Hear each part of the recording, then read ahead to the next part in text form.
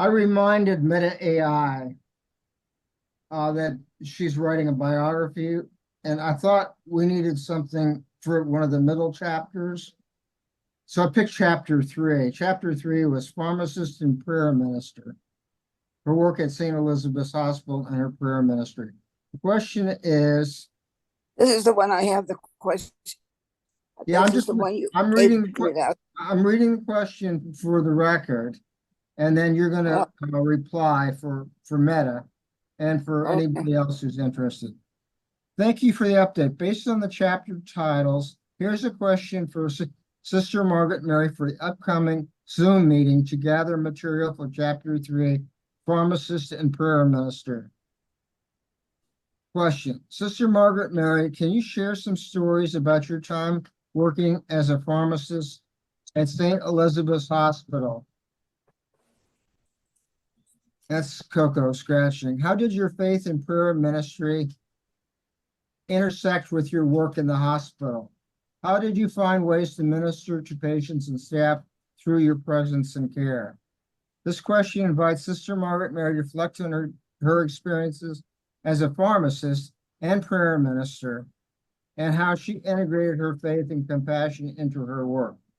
Her responses will likely provide valuable insights into her dedication to serving others and her commitment to living out her faith in practical ways. Okay, sister, your reply?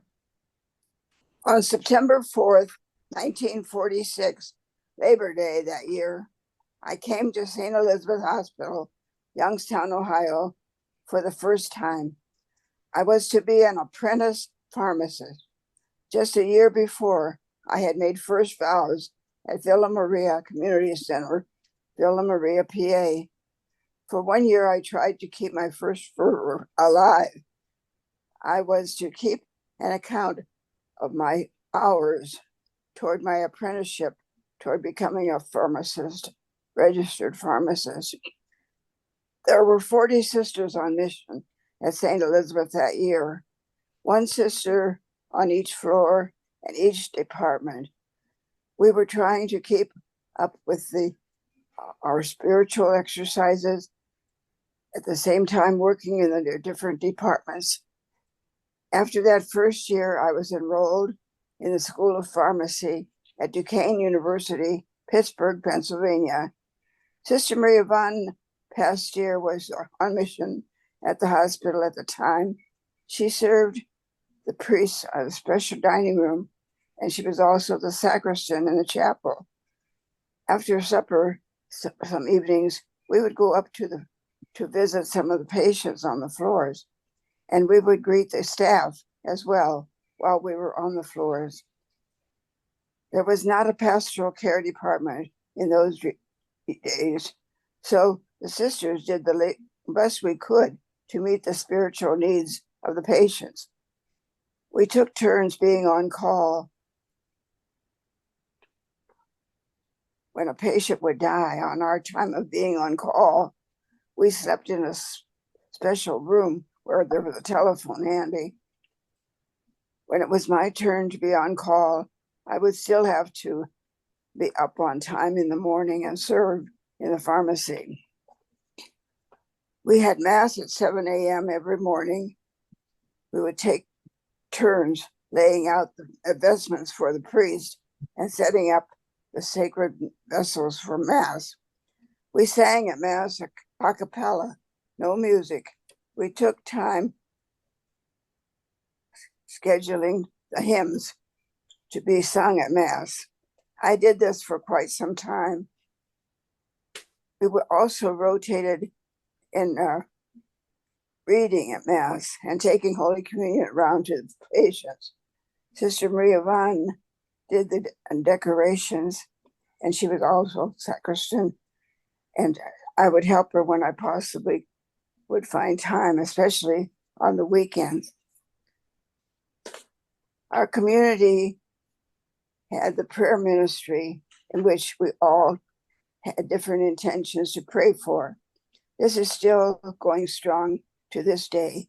We have a special society of prayer called the Villa Maria Circle of Prayer.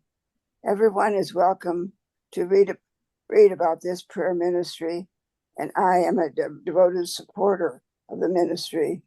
At Christmas time, especially, I enroll many souls for 1 year at a time. This is the prayer I give to you in your Christmas cards. The St. Vincent de Paul Society came to our hospital to volunteer, especially every Sunday. They would assist with the distributing Holy Communion to the patients. For a long time, I would assist with this service of bringing Holy Communion to the patients during Sunday morning Mass. The St. Vincent de Paul members would help by reading on Sunday Mass and choosing the hymns for the Sunday Mass. All during my service as a pharmacist at the hospital, I would try to remember how to offer my work and all my services for the greater honor and glory of God. If I would be off a weekends, we would rotate. I would be sure to offer my holy hour for all the intentions of the staff and patients of the hospital, and do visiting when possible. We had regular meetings of all the sisters employed at the hospital. Sisters administrators would conduct the gatherings, and we would talk about what we needed to do to prioritize the needs of the staff and patients. Sister Kathleen Coleman, pediatric nurse supervisor, suggested that intention book be placed outside chapel so visitors and families of patients could write the intentions they wanted us to pray for. We still use this precious method of praying for all who pass by. I still collect the papers and pray for the intentions when I volunteer every Tuesday morning. Reading spiritual books in the evening kept me up on important topics. Sometimes it was difficult to stay awake, but the Ave Maria Press provided the nourishment on my journey with Jesus, all for the greater honor and glory of God. Early on, I started to practicing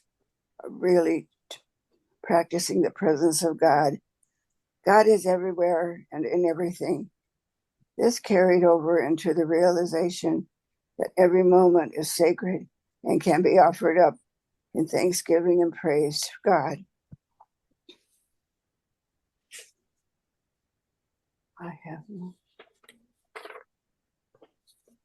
Christmas time was a very blessed and happy time at St. Elizabeth Hospital.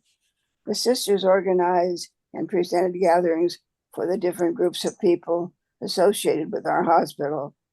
Several sisters volunteered to be hostess for the gift shop ladies, the interns and residents, and other families, and have families, doctors, and administrators, and the employees. We selected the dishes to use, the centerpieces, the colored linen, and special table decorations. A good time was had by all. We also wrapped small gifts in the evening. About a month before Christmas, we start to wrap the presents for each employee of the hospital. We tried to make Christmas very special at St. Elizabeth's, celebrating special masses and going around at midnight singing Christmas carols. I tried to keep the true meaning of Christmas to the forefront of this solemn Christmas season.